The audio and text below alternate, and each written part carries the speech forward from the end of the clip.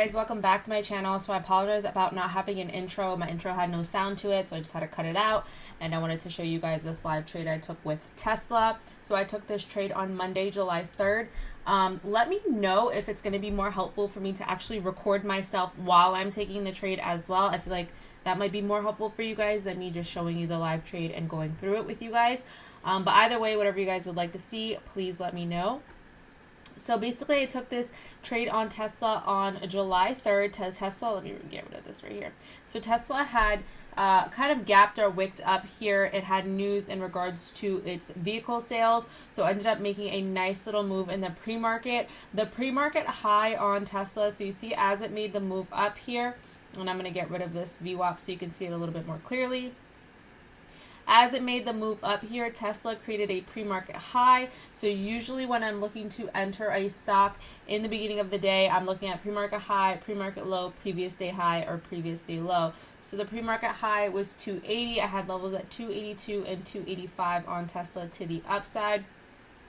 So let's go ahead and take a look. So I did end up taking calls on Tesla as it broke the 280 level. You can see it's a very clean trade here. Very easy, clean trade. Break of pre-market high. If we go ahead and look at NASDAQ as well, I will show you guys why you'll see where I took profit and why I took profit there, because NASDAQ was also approaching its pre-market high when I took profit on Tesla. I just wanted to show you guys before all right, so this is NASDAQ on 7.3 here. So you can see NASDAQ's pre-market high right here was this 15,380 level. So when I entered Tesla, NASDAQ was approaching that 15,380 level, and you guys will see where I take profit on Tesla and why I take profit there, and I don't wait for it to touch that 285 level.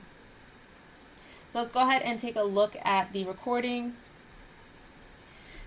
So I'm going to forward some of it because I entered Tesla at around, I believe it was like 950. So, okay, here we go.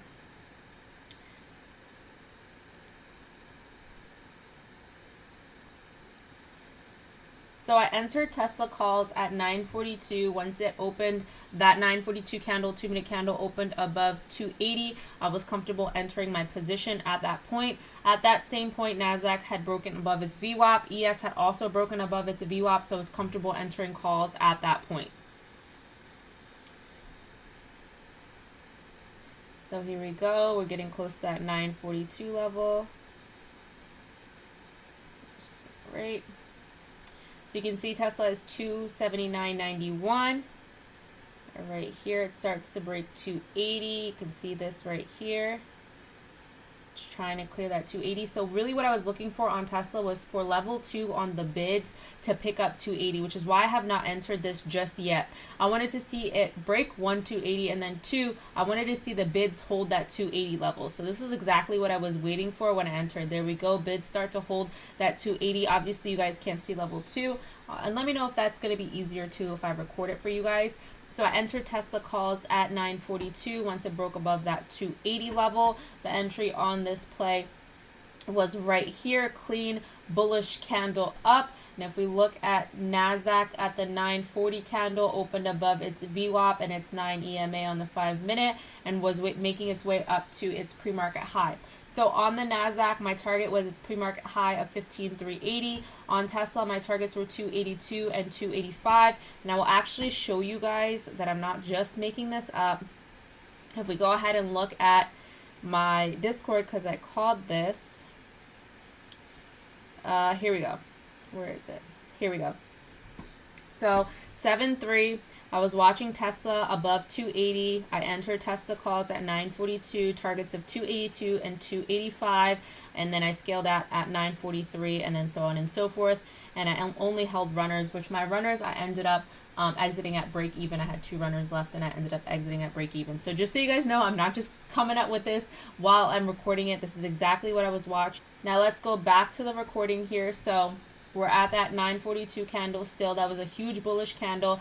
That candle straight into 943 and 944 touched my first profit target of 282. So this was a really quick move up onto the first profit target. It made a huge nice move up, and that's really what scalping is about. You want to take entry at your first profit target. You want to take entry to your first profit target and second profit target, and usually you want it to hit those profit targets as quickly as possible. Obviously, we don't want to be in trades for too long of a period when you are scalping. You want to take quick in and out, quick price fluctuations, that volatility, that IV, quick premium flips, and we're out of the play. And this was one of those really clean setups that obviously I love seeing throughout the market because it's so much better than.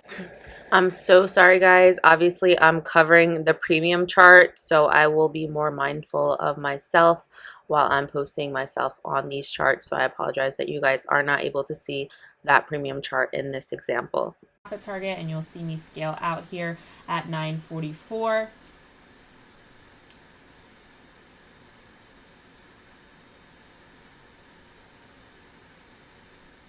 And I was in the 280 calls on Tesla. Same week expiration, July 7th. Here's the 944 candle. The 944 candle opened right at that 282 level.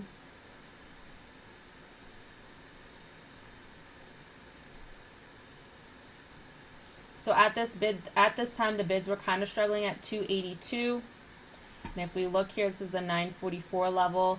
A 944 candle. Bids were struggling slightly at 282, but you can see it ended up pushing straight into that 283 level. Next level up was 283 and 285.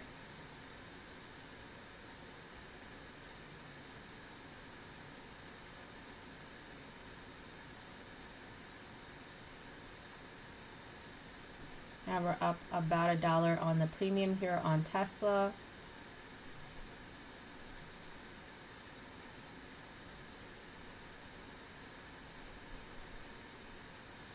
We have about 15 seconds to 945 candle.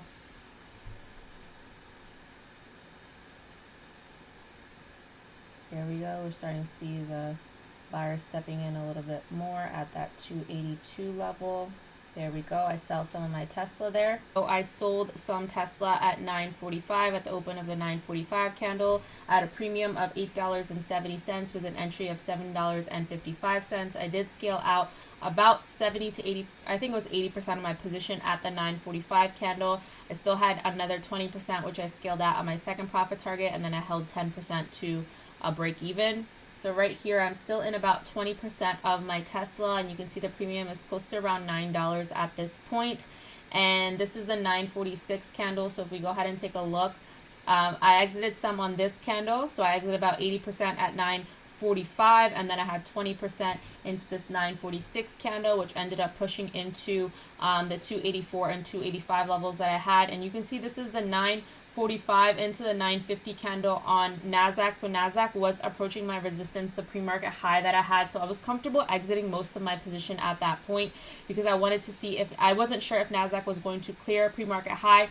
And usually when you enter a position prior to futures breaking, or they're approaching a previous day high or pre-market high or a previous day low or pre-market low, you want to make sure that you take profit at before it touches exactly at those levels, because if you get a strong pullback here, you can also get a strong rejection on your stock. So you can see the rejection here. And also NASDAQ wasn't that strong. We had a lot of wicking going on, so the upwards trend wasn't the strongest trend. There was a lot of wicking going on both on the upside and downside, signifying that there's indecision. Right here, this candle you can see push straight into that 15,390 level. Buyers ended up stepping in, push the candle back down, and that's why you get that huge wick here. We go ahead and take a look. I'm still in about 5 contracts here on Tesla. There we go. I exit another 3 contracts on Tesla. I'm only in runners at this point, and I exited those contracts at the 946 candle at $9.10 on the premium. Okay, no, so I exited one more runner at 948.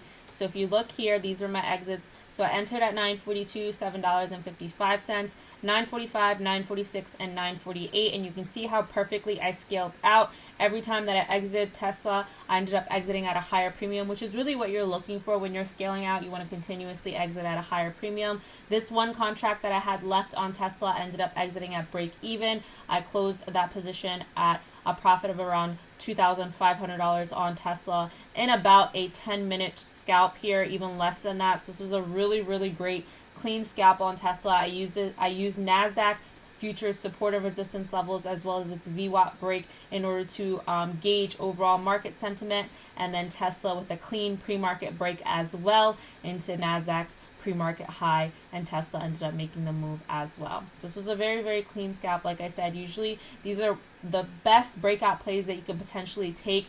You don't want to overhold your position. You want to pay attention to what futures is doing. You want to pay attention to futures resistance and support levels as well. And that's how you anticipate where your stock is going to potentially pull back or have some support or resistance. At the same time, you want to watch level 2 and times in sales to make sure that you see that buyers are present if you are getting into calls to the upside. That on the bids, on level 2, on the bid side, you want to see it hold that 280 level or whatever level of resistance that you're looking at. That means that buyers are holding the stock above that level, and it is a good point to enter.